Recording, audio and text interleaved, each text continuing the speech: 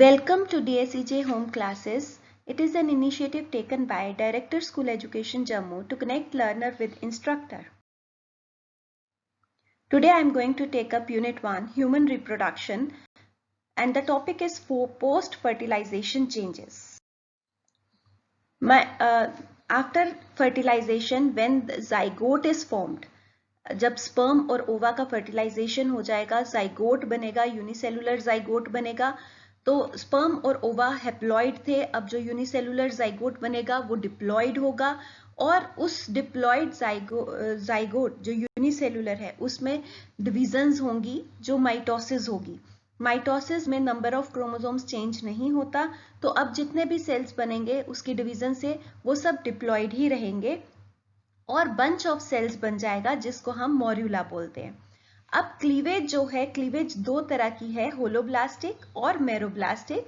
Cleavage जो है दो तरह की है, होलोब्लास्टिक और मेरोब्लास्टिक. होलोब्लास्टिक क्लीवेज है जिसमें सेल कंप्लीटली डिवाइड कर जाता है, जिसमें सेल में पूरी की पूरी डिवीजन हो जाती है. और ऐसी डिवीजन हमें कहाँ पर देखने को मिलती है? माइक्रोलिसिथल सेल्स में, दैट मीन्स जिनमें अमाउंट ऑफ योक बहुत कम हो, या मीजोलिसिथल एग्स में जिनमें अमाउंट ऑफ योक लिमिटेड हो, मॉडरेट अमाउंट ऑफ योक हो.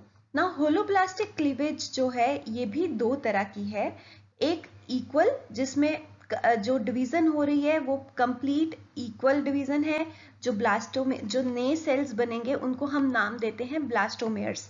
जो ब्लास्टोमेयर्स बनेंगे वो इक्वल साइज के होंगे, जैसा कुछ ऑर्गेनिजम्स में होता है, लाइक एम्फिऑक्सिस या हार्डमेनिया में. और दूसरी टाइप की डिवीजन है जिसमें ब्लास्टोमेयर्स अनइक्वल होंगे. कुछ ब्लास्टोमेयर्स लार्ज होंगे और कुछ ब्लास्टोमेयर्स स्मॉल होंगे, like in frog. And the second type of cleavage is meroblastic cleavage. यहाँ पर कंप्लीट डिवीजन नहीं होती, सिर्फ एक सुपरफिशियल डिवीजन होगी. थोड़े से पार्ट में ही जो जाइगोट है, जाइगोट के थोड़े से पार्ट में ही डिवीजन होगी. ऐसा वहां पर होता है जहां पर योक का अमाउंट ज्यादा है, जिसको हम पॉलीलिसिथल एग्स बोलते हैं. ये डिस्कॉइडल हो सकती है या फिर सुपरफिशियल हो सकती है, जैसा बर्ड्स में होता है, उनमें योक इंटैक्ट रहता है, योक में डिवीजन नहीं होती. ह्यूमंस में क्लीवेज जो है वो होलोब्लास्टिक है बट अनइक्वल है. Now next is, in this diagram we can see, this diagram has been taken from your NCERT book. इसमें बताया गया है, this is the ovum. Ovum is surrounded by zona pellucida and then a layer of corona radiata. Not a layer, it is multicellular layer. Now अब यहाँ पर बहुत सारे sperms जो हैं, they come to fertilize in this ampulla region.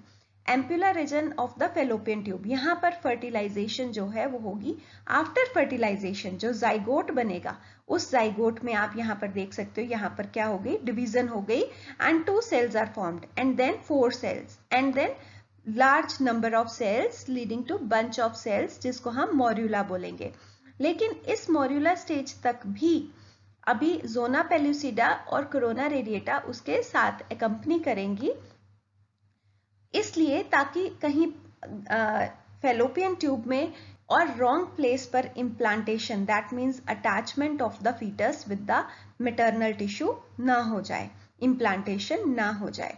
और जब तक इम्प्लांटेशन नहीं होगी तब तक ये जोना पेल्यूसिडा उसके साथ ही एकम्पनी करेगी फर्टिलाइज्ड ओवम के साथ, और वी कैन से मॉर्यूला के साथ. अब ये स्टेज कौन सी है? मॉर्यूला.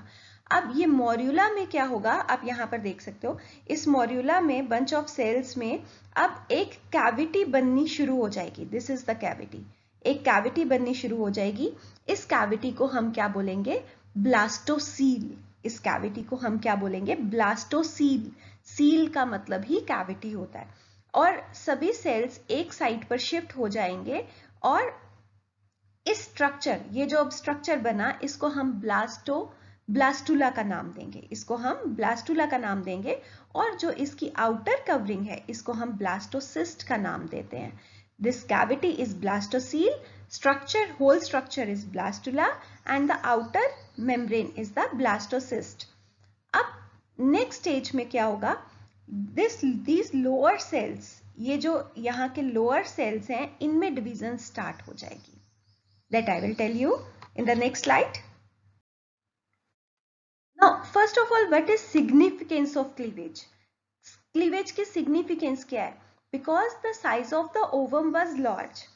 जो ओवम का साइज था वो लार्ज था, उसमें साइटोप्लाज्मिक कंटेंट ज्यादा था, because it has to give rise to a new organism. इसलिए अब उसमें उसका जो सेल साइज है वो रिस्टोर होगा, क्योंकि क्लीवेज में जो सेल का साइज है वो डिक्रीज होता जाता है. After every division cell size increase नहीं होता, लेकिन माइटोसिस में हर डिवीजन के बाद सेल साइज इंक्रीज होता है. इसमें नंबर ऑफ सेल्स इंक्रीज होगा, इसमें सेल साइज डिक्रीज होगा, ताकि जो ओरिजिनल सेल साइज है किसी भी स्पीशीज का वो रिस्टोर हो सके और नंबर ऑफ सेल्स इंक्रीज होगा. नाउ नेक्स्ट स्टेज, ये मैं आपको पहले ही बता दिया कि मॉर्यूला स्टेज क्या है, जिसमें बंच ऑफ सेल्स है, जिसको जैसे मलबरी फ्रूट होता है ऐसा ही दिखेगा. 32 सेल स्टेज होगी, इसको हम मॉर्यूला का नाम देंगे. और जो आउटर कवरिंग थी ब्लास्टुला के बनने के बाद, उसको आउटर कवरिंग को हम ब्लास्टोसिस्ट बोलते हैं. यूटेरस में जो आउटर सेल्स हैं मॉर्यूला के, they absorb nourishment being secreted by, जो एंडोमेट्रियम सिक्रीट करेगी. यूटेरस की इंटरनल लाइनिंग एंडोमेट्रियम ये नरिशमेंट सिक्रीट करेगी, और जो जितनी भी इसकी ग्रोथ होगी इस मॉर्यूला की और ब्लास्टुला की, वो जोना पेलुसिडा के अंदर ही होगी. अब इसकी आउटर लेयर जो है उसको हम ब्लास्टोसिस्ट का नाम देते हैं, और उसके अंदर जो कैविटी है उसको हम ब्लास्टोसील बोलते हैं. और आपको मैंने बताया कि एक कैविटी बन जाएगी जिसको ब्लास्टोसील बोलते हैं, और सभी सेल्स जो हैं, बाकी सेल्स, वो एक साइड पर शिफ्ट हो जाएंगे. वो जो सेल्स हैं उनको हम इनर सेल मास या एम्ब्रियोनल नॉब बोलते हैं. यही एम्ब्रियोनल नॉब या इनर सेल मास ही लेटर ऑन एम्ब्रियो की फॉर्मेशन करेंगे. इन इनर सेल मास को हम सेल्स ऑफ रॉबर भी बोलते हैं. वो ट्रोफोब्लास्ट सेल्स जो इस इनर सेल मास के कांटेक्ट में हैं, उसको हम सेल्स ऑफ रॉबर बोलते हैं. और ये सेल्स ऑफ रॉबर एम्ब्रियोनिक पोल या एनिमल पोल की तरफ होंगे, और ऑपोजिट पोल जो है वो वेजिटल पोल होगा. ट्रोफोब्लास्ट जो है does not form the embryo proper. Trophoblast embryo नहीं बनाता, ये सिर्फ एक्स्ट्रा एम्ब्रियोनिक मेम्ब्रेन्स बनाएगा, लाइक कोरियन या एमनियन, जिससे ये दोनों extra embryonic membranes protection provide करेंगी या नरिशमेंट प्रोवाइड करेंगी to the growing embryo. Now next step is implantation. जब मॉर्यूला की स्टेज हो गई, ब्लास्टोसिस्ट भी बन गई, अब नेक्स्ट स्टेज है कि इम्प्लांटेशन होगी. ब्लास्टोसिस्ट जो है, इस इम्प्लांटेशन होने में 5 to 7 डेज लग जाएंगे आफ्टर फर्टिलाइजेशन. अब जोना पेल्यूसिडा जो है वो डिसॉल्व होगी, तभी जो उसके अंदर ब्लास्टोसिस्ट लेयर थी, that will come in contact with the endometrial lining of the uterus. और endometrial lining जो है वो कुछ उसमें लिटिक एंजाइम्स सिक्रीट होंगे, वो सिक्रीट नहीं करेगी. ये जो ब्लास्टोसिस्ट लेयर थी, ट्रोफोब्लास्ट लेयर, जो outer most layer of the embryo, ये सिक्रीट करेगी लिटिक एंजाइम्स. और लिटिक एंजाइम्स जो हैं वो एंडोमेट्रियल सेल्स की ब्रेक डाउन करेंगे और वहां से न्यूट्रिशन डिराइव करेंगे, और उसको डिवाइड करने के लिए जिसके इन लिटिक एंजाइम्स के इफेक्ट में एंडोमेट्रियल लाइनिंग जो है वो डिवाइड करेगी और विलाई लाइक फॉर्मेशन करेगी. ऐसी ही विलाई जो है, villi means finger like projections, ऐसी ही विलाई जो है वो इसमें ट्रोफोब्लास्ट में भी बन जाएगी. And both these villi, that of the trophoblast, that is of the embryo, and that of the uterus, endometrium of uterus, इनमें इंटरडिजिटेशन हो जाएगी. जैसे फिंगर्स फिक्स हो जाती हैं एक दूसरे में, वैसे हो जाएगी, और उसी प्रोसेस को हम इम्प्लांटेशन बोलेंगे. इसमें एक वीक लग जाएगा आफ्टर फर्टिलाइजेशन. अब जोना पेल्यूसिडा का क्या रोल रहा? जोना पेल्यूसिडा ने प्रिवेंट किया इम्प्लांटेशन को किसी भी एबनॉर्मल साइट पर होने से. It never exposes the phagocytic, और जो फेगोसिटिक सेल्स थे वो ट्रोफोब्लास्ट सेल्स को फेगोसाइटोज नहीं कर पाए, एंगल्फ नहीं कर पाए. तो इसका मेन रोल प्रोटेक्शन था, और दूसरा मेन रोल था इम्प्लांटेशन एट प्रॉपर साइट. उसके बाद नेक्स्ट एक HCG है. HCG एक हार्मोन है जिसका नाम है ह्यूमन कोरियोनिक गोनाडोट्रोपिन हार्मोन। ये ह्यूमन कोरियोनिक गोनाडोट्रोपिन हार्मोन जो है ये कोरियोनिक सेल्स रिलीज करेंगे और ये कॉर्पस ल्यूटियम को मेंटेन करेंगे। कॉर्पस ल्यूटियम ओवरी में था, जब ओवरी में सेकेंडरी oocyte रिलीज हो जाता है तो ग्राफियन फॉलिकल सेल्स किस में कन्वर्ट हो जाते हैं, कॉर्पस ल्यूटियम में। ये कॉर्पस ल्यूटियम जो है वो प्रोजेस्टेरॉन सिक्रीट करता रहेगा और प्रोजेस्टेरॉन एंडोमेट्रियल लाइनिंग को मेंटेन करेगा ताकि एंडोमेट्रियल लाइनिंग और इसके बीच में कांटेक्ट जो है, इंटरडिजिटेशन जो थी थ्रू विलाई वो बनी रहे। अगर एंडोमेट्रियल लाइनिंग डिस्टर्ब हो जाएगी तो विलाई फॉर्मेशन नहीं रहेगी और इम्प्लांटेशन भी नहीं रहेगी। That leads to abortion. By the 16th week of pregnancy placenta itself, 16th week तक प्लेसेंटा जो है वो खुद ही प्रोजेस्टेरॉन रिलीज करना शुरू कर देगा और उस टाइम पर कॉर्पस ल्यूटियम ओवरी के अंदर जो बना था ग्राफियन फॉलिकल से वो डीजेनरेट हो जाएगा। So, what is this gastrulation? अभी मैंने आपको बताया कि सबसे पहले एंडोडर्म लेयर बनेगी, उसके बाद एक्टोडर्म लेयर बनेगी और फिर कौन सी लेयर बनेगी, मीजोडर्म लेयर बनेगी। नाउ एक्स्ट्रा एम्ब्रियोनिक, इस एम्ब्रियो की फॉर्मेशन के टाइम पर कुछ एक्स्ट्रा एम्ब्रियोनिक मेम्ब्रेन्स भी बनती हैं। वो एक्स्ट्रा एम्ब्रियोनिक मेम्ब्रेन्स कौन सी हैं? फर्स्ट लेयर है जो एक्स्ट्रा एम्ब्रियोनिक मेम्ब्रेन्स हैं वो कौन सी हैं? First layer is yolk sac. Yolk sac जो है, जैसे मैंने आपको बताया, पहले प्राइमरी योक सैक बनेगा, उसके बाद सेकेंडरी योक सैक बनेगा, लेकिन मैमल्स में इसमें एक फ्लूइड होता है, योक जो है वो एब्सेंट है। It is vestigial organ in man because it is inherited from egg laying animal. Depending upon its composition, yolk sac जो है वो दो तरह का है। पहला वाला मैंने आपको पहले ही समझाया, प्राइमरी योक सैक, जब आउटर मोस्ट लेयर ट्रोफोब्लास्ट होगी और अंदर इंडोडर्म होगी। जब मीजोडर्म बन जाएगी तब हम उसको क्या नाम देते हैं, सेकेंडरी योक सैक। इसका फंक्शन क्या है इस योक सैक का? It helps in RBC formation up to 6th week. Later on RBC formation का फंक्शन कौन करेगा? लिवर करेगा, लेकिन 6 वीक्स तक कौन करेगा RBC formation? Yolk sac after its formation. Later on जब लिवर ये फंक्शन लेगा उसके बाद ये डीजेनरेट हो जाएगी। Then the second cavity is second extra embryonic membrane is the amnion, and this amnion is the membrane of the amniotic cavity. ये किसको सराउंड कर रही है? एमनियोटिक कैविटी को, और इसके अंदर क्या है? एमनियोटिक फ्लूइड है। ये एमनियोटिक फ्लूइड जो है ये सराउंड करके रखेगा एम्ब्रियो को ताकि एक शॉक एब्जॉर्बर के जैसे एक्ट कर सके।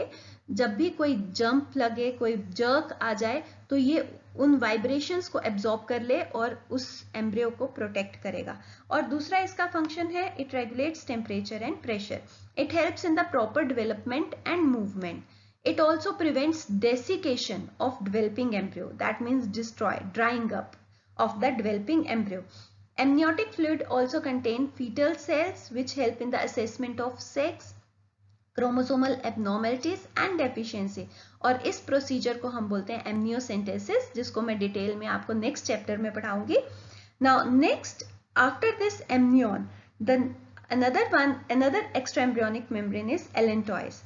It is small sac lined by mesoderm and endoderm, which develops in the 3rd week from embryonic gut. It is restricted in the center. It does not remain in contact with chorion.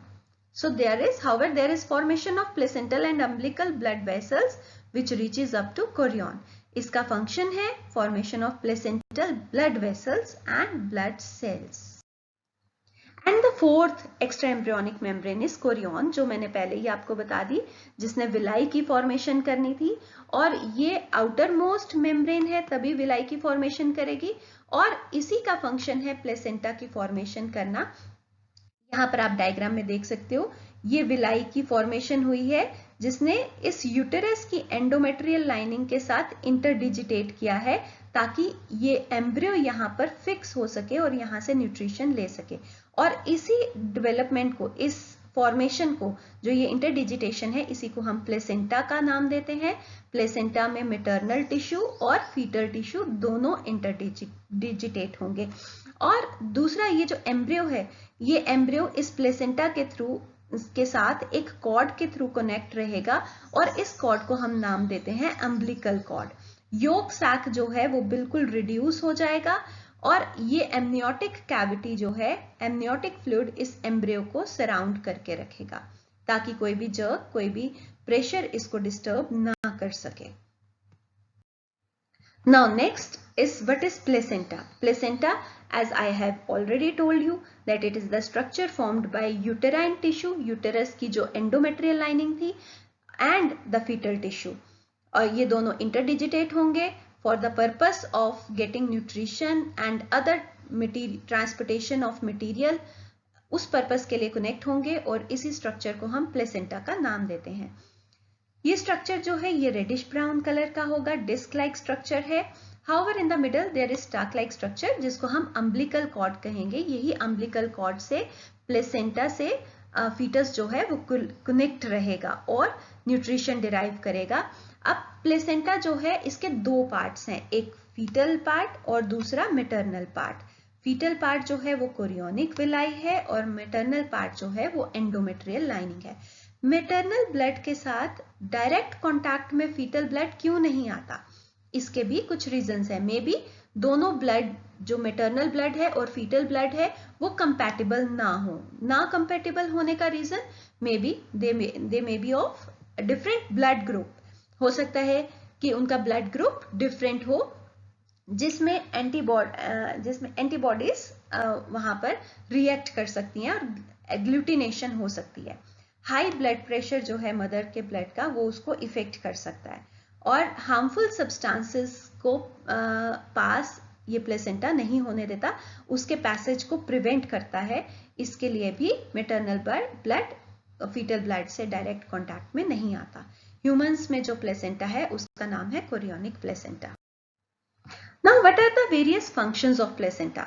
Placenta के through food pass होता है from mother to the foetus.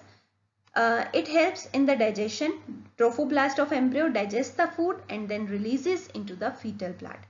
Respiration में help करता है because it helps in taking up oxygen and releasing carbon dioxide from maternal blood, from fetal blood to the maternal blood, and taking up oxygen from maternal blood to the fetal blood. Then it helps in excretion. Metabolic waste pass through placenta from fetal blood to maternal blood.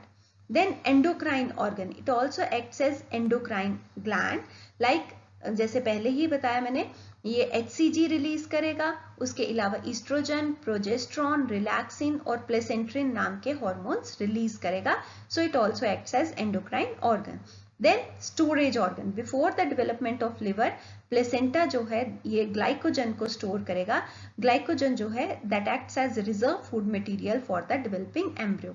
Then it also acts as barrier against many harmful substances. Thank you for listening and understanding it. If you have any doubt, you can ask me in the comment section.